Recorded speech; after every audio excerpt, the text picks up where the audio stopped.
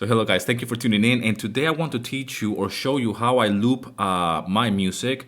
And it's good to have this skill under your belt. I had a little bit of problems when I was starting off. I didn't really knew how to properly loop my music or a music track. And it's good to know that there are libraries and there's websites out there who some of them require you to have a loop version of your actual track. For example, Melody Loops is one of them, and they require you to have a loop version of your track and a non-loop version, meaning the full version of your track with intro and whatnot, and it can fade out or ring out and everything. So here I want to show you what kind of track I have. I am working on this track has already been mixed and mastered. It's ready, it's done. It's just a stereo file really. So what I do in this case, I try to determine where I'm actually going to start looping the music track. It doesn't necessarily have to be the whole length of the actual song.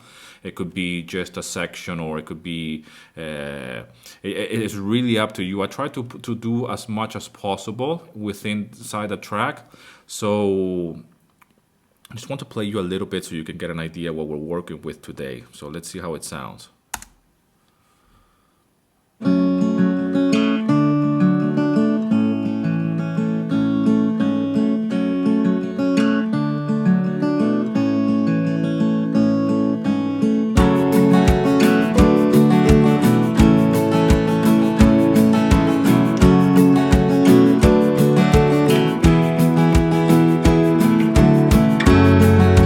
Okay, nice, emotional, inspirational, I guess, warm acoustic track. So the first thing that I will do in this case, I try to find by transient very quickly. I will try to determine where the transient is. I will say, okay, let's try it here. And again, this is the way I do it. Some other people might do it slightly different. So then after that, I will make sure that it will start very quickly, okay, with no intro pretty much in this case, just straight with a percussion and everything. And I will try to find as well an ending. So we'll go to both ends.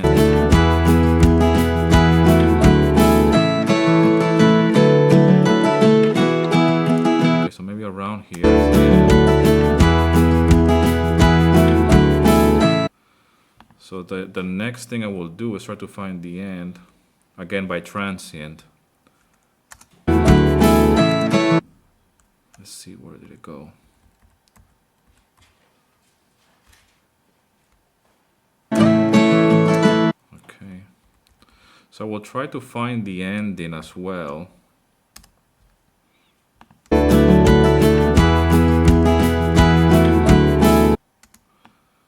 So that sounds that is about right.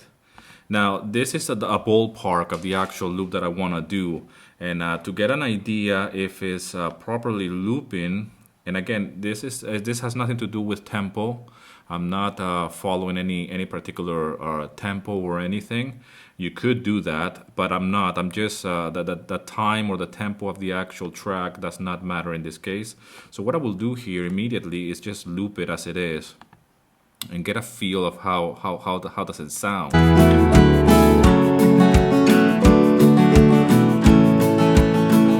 So this is very easy. So there is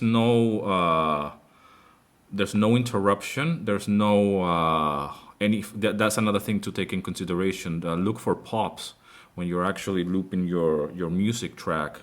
In this case, we're working with a WAV file, with a stereo file, with a final product. It's not the actual project. Where you can have more control if you wanted to add other elements. In this case,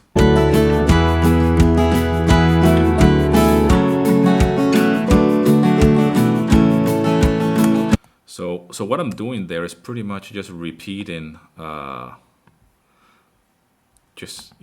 actual track. So it's that simple. Okay, now a few things to take in consideration here.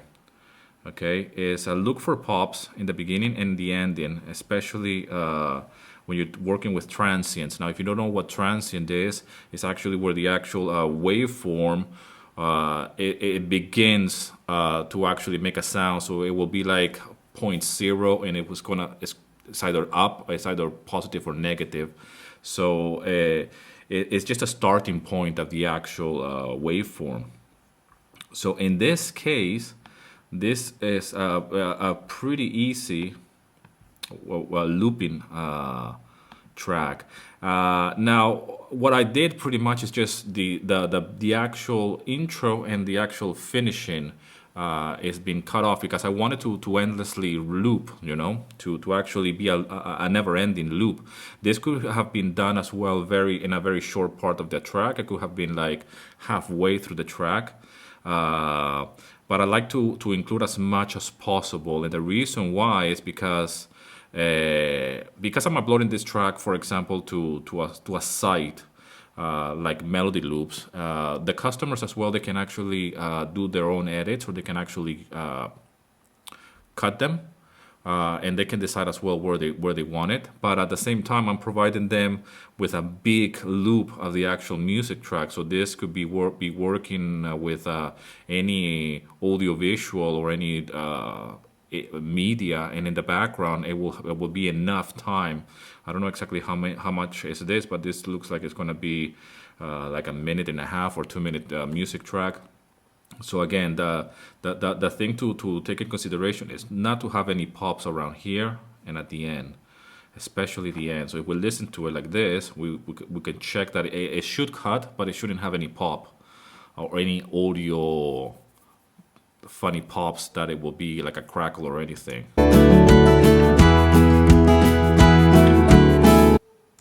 So that's the way you do loops, and it's a very easy way to check is to always just duplicate that section and actually check it and listen for it. Then it starts again. This will loop. So that's a good way to check over here. That is actually looping and it's actually connecting. It's almost like Lego. It should fit perfectly in time. And I'm not doing any like I said, any mapping with a tempo or what time is the track. I have no idea. I don't remember. So, but you could actually do it as well with a click track and make sure that every bar. But here, the actual project is actually just whacked into the actual session, and it doesn't really matter what's the timing or anything. So anyways, man, hope this video finds you well and is helpful. And leave in the comment sections if you want to see more of this kind of like edit videos. And as always, man, rock and roll. See you on the other side of success.